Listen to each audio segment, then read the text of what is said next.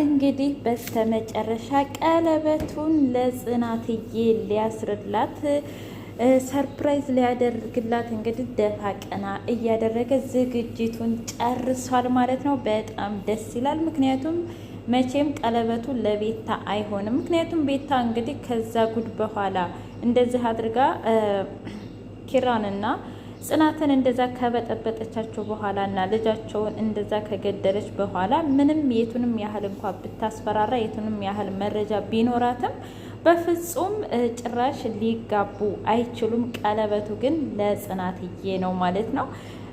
ምክንያቱም ፍላሹ እንግዲህ ያኔ ጽናትን የቀረጠቻት ቪዲዮ ፍላሹ ጠፍቷል። በዛ ላይ ደግሞ ሰራተኛይቱን ከፍ ዝቅ እያደረገች በታመመው ልጇ ሁሉ እየተሳደበች ስለነበረ ኧረ ተይ ቤታ ነገ ባንቺ ይደርሳል እንደዚህ አትበይ ብትላት አንቺ አይመለከትሽም፣ እኔ እንደውም ጎዳና ላይ ነው ከፈለኩኝ መልሼ የነበርሽበት ላይ የምወረውር፣ ስለዚህ ስነ ስርዓትሽን ያዢ እያለች ስትፎክርባት ስለነበረ ፍላሹ መጥፋቱን እንግዲህ ያው ኪራ ያውቃል ማለት ነው። ከዛ ሁሉም ነገር ይስተካከላል። እውነት ለመናገር እኔ ደስ ብሎኛል ማለት ነው። ምክንያቱም ቤታ በዚህ ልክ በጣም ጠገበች። እንደ የሰው ልጅ የማይወደንን ሰው ግድ ውደደን ማለት በዚህ ልክ ያስጠላል ማለት ነው። የእውነት ያስጠላል። እንደ ፍቅር እኮ ከጋራ ሲሆን ነው ደስ የሚለው ሲጀመር ማለት ነው። ፍቅር አንድ አይነት ስሜት ሲኖር ነው እንጂ የአንድ ሰው ብቻ ከሆነ ፍቅር ደስ አይልም። እንደውም ጨለማ ነው የሚሆነው ማለት ነው። ሰላም ውድና የተከበራችሁ የቻናሌ ቤተሰቦች እንዴት ናችሁ? ሁሉ ሰላም፣ ሁሉ መልካም። እኔ እግዚአብሔር የተመሰገነ ይሁን ሰላም ነኝ፣ ደህና ነኝ። ለዚህ ቻናል አዲስ የሆናችሁ ሰብስክራይብ በማድረግ ቤተሰብ ይሁኑ። ነባር ቤተሰቦች ደግሞ ስለምትከታተሉኝ ከልብ አመሰግናለሁ። ሐረግ ድራማ እንደቀጠለ ይገኛል ማለት ነው። እንግዲህ እውነት ለመናገር ኪራዬ በሀሳብ ጭልጥ ብሏል። ምክንያቱም ስላሳለፉት ስለ ጽናት እያሰበ ቤታ ደግሞ እንደዚህ እያሰቃየችው እያሰበ ከዛ ጎረቤቷ እንግዲህ ሀኔ መጣች ባጠገቡ ማለት ነው። እንዴት ነሽ? ደህና ነሽ ወይ? እኔ እኮ በጣም ይቅርታ፣ ምክንያቱም ባለፈው መጥቼ እናትሽን ሳልጠይቅ አላት። አረ ችግር የለውም ኪራ፣ ያው አዲስ ፍቅር ላይ ስለሆንክ እረዳሃለሁኝ እና ማዘርም ተሽሏቸዋል፣ ደህና ነኝ። በሌላ በኩል እንግዲህ ቤታና ሰራተኛዋ ጠባቸውም ሁሉ ነገራቸውም እንደቀጠለ ነው ማለት ነው። የሰራችበትን ሳይቀር እንግዲህ እየሰጠቻት አይደለም ቤታ ለሰራተኛይቱ ማለት ነው።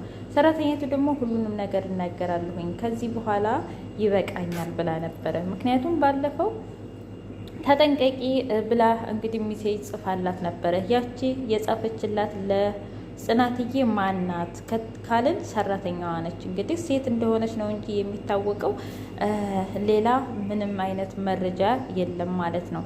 ስለዚህ ሴትየዋ እንግዲህ ተጠንቀቂ ብላት ስለነበረ እና በባለፈውም እውነት ኪራ እንደዚህ ያደረገ ልጃችንን ገላብን ብዙ ነገር ካደረገችን በኋላ እንዴት መልሶ ከቤታ ጋር ይሆናል? እንደው ፍቅር ይዞት ይሆን እንዴ? አይ በፍጹም አይሆንም።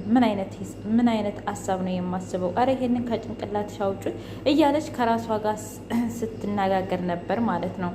እንግዲህ ናሆሜና ምሩ ደግሞ ናሆሜ ቆይ አንቺ የባለፈው ያሳለፍነው ነገር ቀልድ ይመስልሻል እንዴ? እና ደግሞ ውሸት የመሰለሽ አይደለም? እኔ ግን እውነት ከልቤ ነው የማፈቅርሽ፣ ከልቤ ነው የምወድሽ የነበረው እያላት እኔም እኮ አላድል አይ ቢሆንም በቃ አሁን ተይው፣ ስላለፈው ነገር ማውራት እናቁም። ብቻ አሁን የጽናትና የኪራ ነገር ይስተካከል እንጂ እያለ እንግዲህ ከምሩ ጋር አወሩ ማለት ነው። እኔ የሚመስለኝ ግን ምሩና ናሆሜ አንድ ላይ ይሆናሉ መጨረሻ ላይ። እውነት ለመናገር ከጽናት የተማርኩት ነገር ቢኖር ትዕግስቷን። ምክንያቱም ምንም ፈተና እንኳ ቢገጥማት በተረጋጋ መንገድ ነው እንጂ እንደ ቤታ በነፍሰ ዝም ብላ በነፍሰ ደም አትሄድም ማለት ነው። አሁን ቤታ እያደረገችው ነገር ያለችው እራሷንም እያጣች ነው። እንዴ ምሩ እኮ ሳይቀር እንደች ልጅ ግን ጤነኛ ነች አይደል? በጣም እኮ ነው የምታሳዝነው። እስኪ ተመልከቻት ያለውን ነገር እያለች ነበር።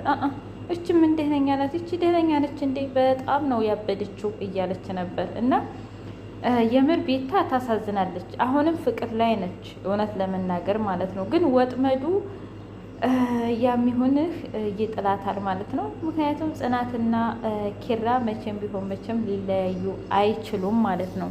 እና ፍላሹ መጥፋቱን እንግዲህ ቤታ ሰምታለች። ስለዚህ ምን ላድርግ ሌላ ወጥመድ ለማዘጋጀት ደፋ ቀናም እንኳ ብትልም በፍጹም ሊሳካላት አይችልም ማለት ነው። እና ኪራ ራሱ አሁን ላይ እንግዲህ እንደዚህ ያደረገ ያለው ምክንያቱም ጽዬ ደረጃ ላይ ቁጭ ብላ ከዛ መጣ። ቆይ ግን እንደዚህ እያደረክ ያለው ለምንድን ነው ኪራ?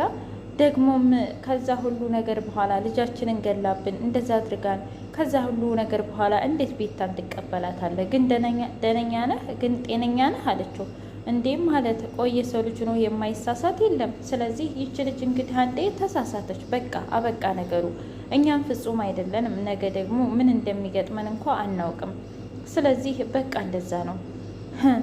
ግን እንደዛ አይመስለኝም። ነገርኩሽ እኮ በቃ እንዴ መርሳታችንም እንዴ ሁሉንም ነገር እያለ እንግዲህ ቤታና ኪራ ወደ ተዘጋጀው የቀለበት ስነ ስርዓት ለመሄድ ደፋ ቀና እያሉ ነው ማለት ነው።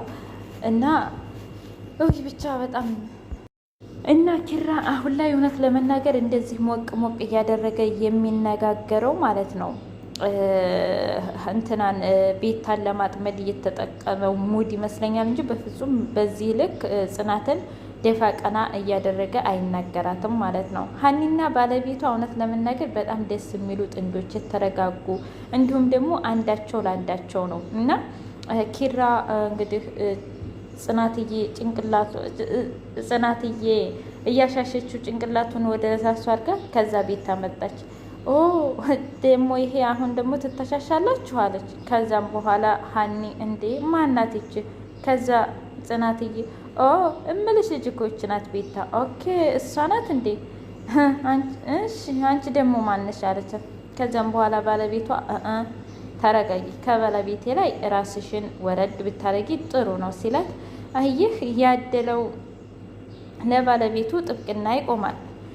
ሌላኛው ደግሞ የቤት ሰራተኛ እንግዲህ እንደ ሚስቱና እንደ ንግስቱ ያማግጣል እያለች ያው አሁንም አሽሙሯን ትቀጥላለች ማለት ነው። ከዛም በኋላ ሁሉም ሰምቶ እንዳልሰማ ዝም አሏት። የቤታ እውነት ለመናገር ቤታ መጨረሻ ላይ ማበዷ ማለት ነው። ጽናትዬ ግን በዛ ቤት መመለስ አልነበረባትም። በሩቁ ሆና ሁሉንም ነገር መበቀል ነበረባት ማለት ነው። በተለይ ቤታን ልጇ እንደዛ አድርጋባት፣ ስለዚህ በሩቁ ሆና ሁሉንም ነገር መከታተል ነበረባት ማለት ነው። ሰራተኛይቱ እውነት ለመናገር ታሳዝናለች። ምክንያቱም የገዛ ልጇን ለማዳን ብላ የሰው ሕይወት እያበላሸች ነው። ጸጽቷታል። ፈጣሪ ሆይ አንተ ፊት እንዴት አድርጌ ነው የምቆመው?